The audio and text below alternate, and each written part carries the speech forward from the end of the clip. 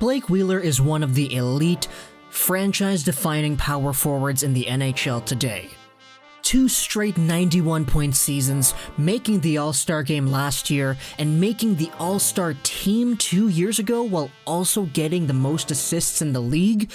Blake Wheeler is a guy who really has developed into an absolute force in the NHL. But you don't need me to tell you that. We all know how good Blake Wheeler is. At the time of this recording, Blake Wheeler is 4th in Winnipeg Jets scoring with 41 points in 47 games. Pretty good for a 33-year-old. But it wasn't always like this for Blake Wheeler. For a guy who's this good now, you'd be surprised to hear about his story into transitioning into an elite power forward in the NHL. What is up, viewer out there watching Villarx back here? And this is the weird fallout of Blake Wheeler and the Phoenix Coyotes. And we'll be talking about Blake Wheeler's time as a prospect and how the Phoenix Coyotes pretty much drafted him for nothing.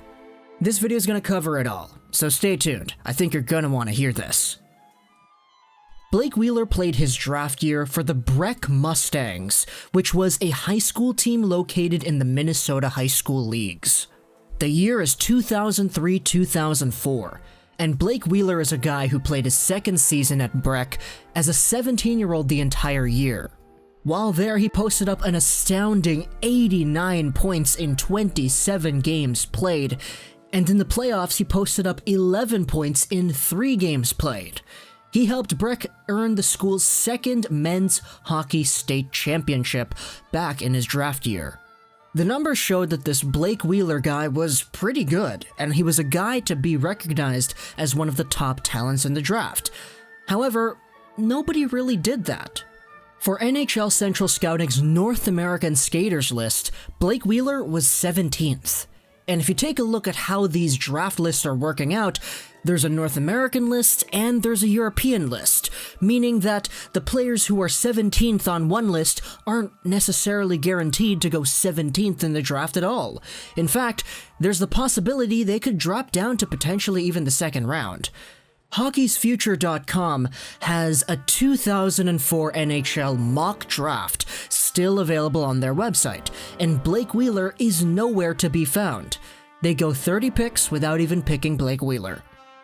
So, you can imagine the shock of the NHL, the league, the media, and the fans as a whole when the Arizona Coyotes went up to the podium and selected this Minnesota high schooler, 17 years of age at the time, 5th overall in the 2004 NHL entry draft. Wayne Gretzky made the call, and before you know it, Blake Wheeler was a Phoenix Coyote.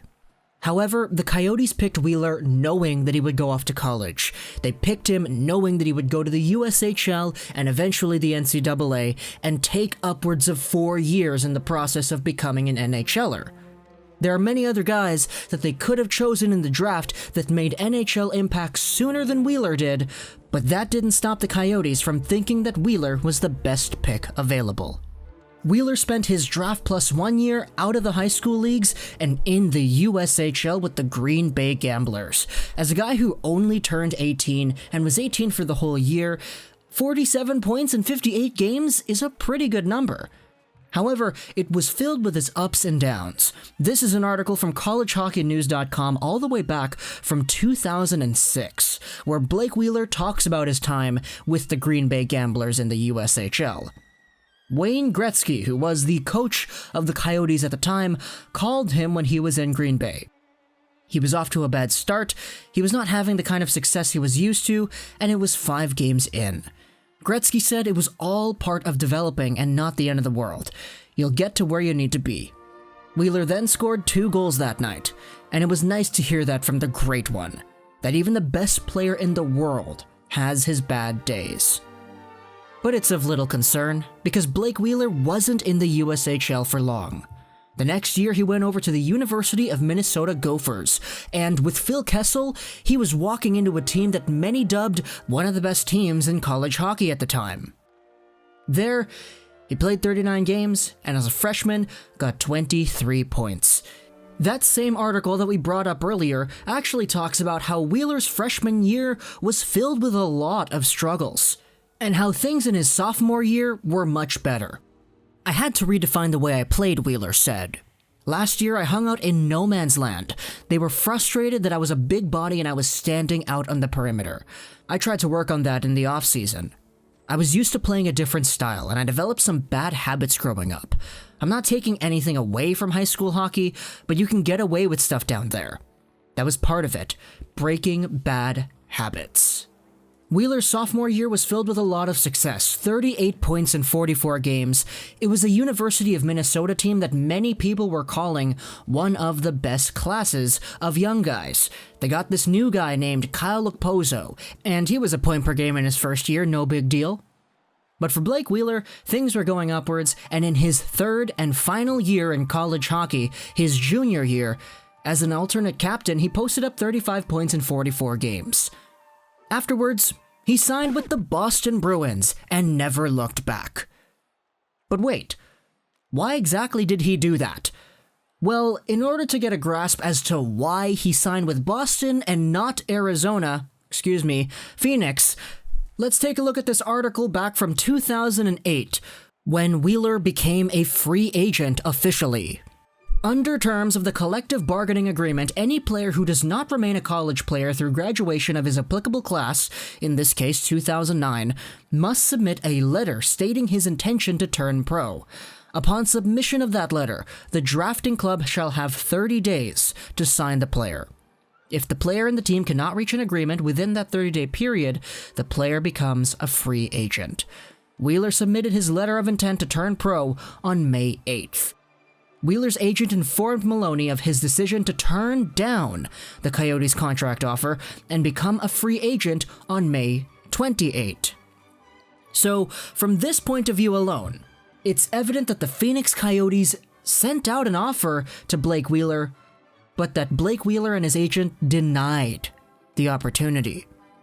Here's the full statement at the top of the press. Blake Wheeler has rejected the Coyotes' contract offer and become a UFA. We offered Blake a contract which was both commensurate with his draft position and far exceeded any guaranteed contract he can receive under the current CBA with any other team. He has decided, however, that becoming a free agent is in his best interest. As compensation from the league, the Phoenix Coyotes received the 5th pick in the second round of the 2008 NHL entry draft. That is 35th overall. That's all they got for Blake Wheeler. A compensation of the 35th overall pick 4 years after they initially took him 5th overall. The Coyotes then traded that 35th overall pick to the Anaheim Ducks, and the rest is history. Blake Wheeler was a free agent, and he signed with the Boston Bruins to be reunited with Phil Kessel. That was the start of his career. 45 points in 81 games as an NHL rookie, and things only got better after he was traded to Atlanta and Atlanta relocated to Winnipeg. Nowadays, he's one of the top power forwards, but why exactly did he deny that contract offer from the Phoenix Coyotes all the way back in 2008? Well, in order to understand that, let's take a look at this Winnipeg Sun article all the way back from 2015, celebrating Blake Wheeler's 500th NHL game. I played my last college game, and I was fully expecting to sign with Phoenix and maybe even play games at the end of that season. I was ready to go, Wheeler said. I watched their games and knew their players on the team. I thought that was going to happen. But Coyotes general manager Don Maloney talked to me a couple days after and hinted that it wasn't looking that way. It was a clean slate. When I was drafted in Phoenix, it was different management and pretty much a different organization from the time I was drafted to the time I went to Boston. They had a new regime and new prospects. I was far down the totem pole, and it would have been a tough situation for me to claw my way out of there. Remember, the Bruins played Wheeler right away. That same result wasn't guaranteed with the Coyotes at the time, and Wheeler knew it. So this story played out the way it did because the Coyotes had, in their eyes, a really good depth chart that was different than the one that they had when they initially drafted Wheeler. They already told Wheeler about this, Wheeler didn't like it, and he refused to sign. It's all a matter of deployment, agreement, and guarantees in this situation. And in this case, all the Coyotes got in exchange for a Blake Wheeler who is now an NHL All-Star, getting 70, 80, 90 points in a season, was a second-round pick 4 years after the fact.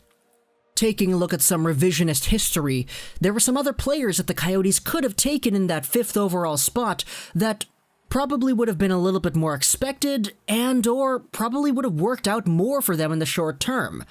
All-Star Devan Dubnyk, Alexander Radulov, Corey Schneider, Mike Green. There were even more effective players that didn't have that same level of success, but were still more valuable than Blake Wheeler was to the Coyotes, guys like Travis Zajac, Wojtek Wolski. And the Coyotes could have had all of them. But they took a guy who ended up not signing because they didn't make the room for in their depth chart, and the rest is history. Comment down below what you think about Blake Wheeler, the Boston Bruins, the Atlanta Thrashers, the Jets, and the Phoenix Coyotes. Hope you enjoyed this video. Social Dash 9, and bye.